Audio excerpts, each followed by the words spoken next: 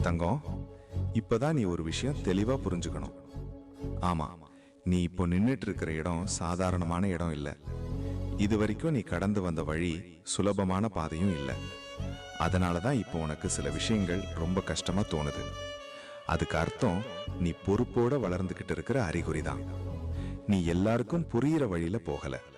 உன் மனசுக்கு சரின்னு தோணுற வழியில தான் நீ போய்கிட்டு இருக்க. அதனாலதான் சில நேரம் நீ தனியா நடக்கிற மாதிரி தோணும். அது ஒன்றும் தவறில்லை தங்கம். அது உன்னோட தலைமைக்கான அடையாளம் தான்.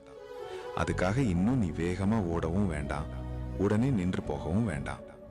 இப்படியே உன் வேகத்துல நீ தொடர்ந்து பயணம் செய். நீ போகிற திசை சரிதான். அதுக்கிடையில சந்தேகம் வருதுன்னா அது உன் மனசு வளர்ந்து அடுத்த நிலைக்கு தயாராகுது என்பதற்கான சின்ன சிக்னல் தான். அதனால நீ நிம்மதியா இருத்தங்கம். உன் அப்பா உன்னை சரியான பாதையில தான் கூப்பிட்டு போறேன். ஓம் நம சிவாய.